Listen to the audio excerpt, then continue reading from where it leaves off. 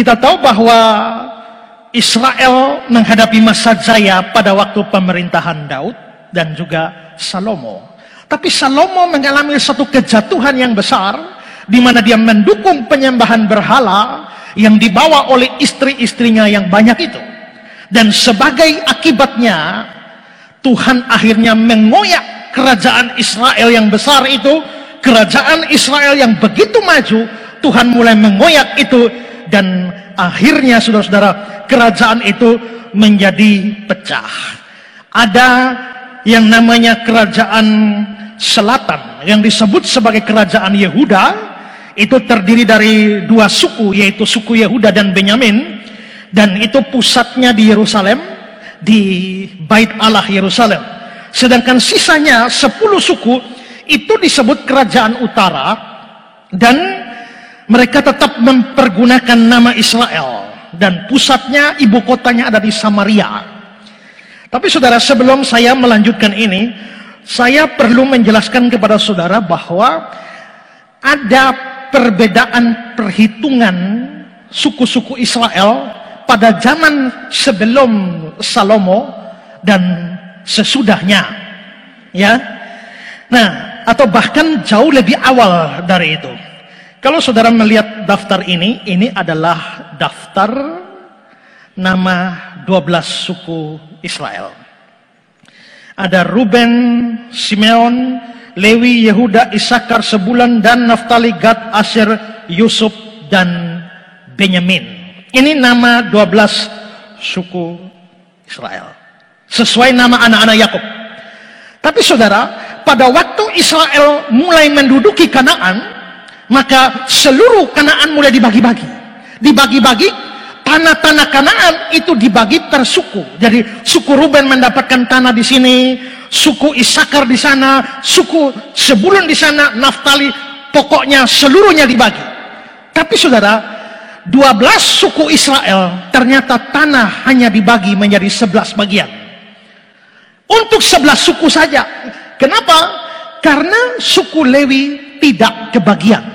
Mengapa suku Lewi tidak kebagian? Karena suku Lewi ditetapkan Tuhan untuk menjadi pelayan-pelayan di rumah Tuhan. Mereka harus full di rumah Tuhan, konsentrasi pekerjaan mereka adalah melayani, dan karenanya mereka tidak kebagian tanah. Nah, kalau tidak kebagian tanah, makannya dari mana? Itulah sebabnya 11 suku yang lain diwajibkan Tuhan untuk membayar persembahan persepuluhan yang nantinya dipakai untuk membiayai kehidupan orang-orang Lewi. Yang pasti adalah bahwa orang Lewi tidak kebagian tanah. Lalu akhirnya saudara juga Yusuf, kita ingat, Yusuf itu di Mesir. Yusuf di Mesir dan dia mati di Mesir. Dia adalah salah satu anak dari Yakub, dan karenanya Lewi dikeluarkan dari daftar 12 suku yang berdasarkan pembagian tanah. Lalu Yusuf juga mati di Mesir, maka 2 orang itu sudah hilang, yakni Lewi dan Yusuf. Maka ya akhirnya suku-suku Israel itu dalam hitungan resmi itu tinggal 10. Ya, tinggal 10 karena Lewi sudah hilang, juga Yusuf sudah mati di tanah Mesir. Terus bagaimana untuk mencapai kembali suku 12 ini? Nah, untuk mencapai suku 12 ini, maka dari Yusuf kan sudah mati. Dia punya 2 anak, maka 2 anak dimasukkan dalam daftar ini, maka dimasukkanlah Efraim dan Manasye. Karena Efraim dan Manasye ini masuk, maka lengkap lagi 12. Maka awalnya 12 suku Israel itu ada Lewi, ada Yusuf.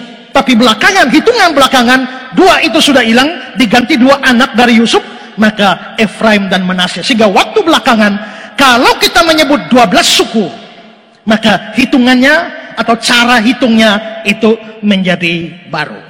Nah, tadi saya sudah beritahu bahwa setelah Salomo mati, kerajaan Israel pecah bagi 2, menjadi kerajaan selatan dan kerajaan utara. Maka hancurlah Israel Raya. Sudah dibagi dua. Nah, setelah dibagi dua, maka otomatis 12 suku ini itu terpecah di dalam dua kerajaan ini. Maka saudara-saudara, yang masuk ke dalam kerajaan selatan itu adalah, atau kerajaan Yehuda adalah Yehuda dan Benyamin masuk ke situ. Sedangkan sisanya 10 suku yang lain itu masuk ke kerajaan Israel. Maka ini jadi dua kerajaan. Karena itu setelah itu maka kita akan mendapati yang disebut Israel bukan lagi seluruh suku. Yang disebut Israel hanya 10 suku ini. Ibu kotanya Samaria dan tanpa bait Allah. Sedangkan dua suku yang lain itu adalah kerajaan selatan, pusat di Yerusalem, dan dengan pusat penyembahannya adalah bait Allah.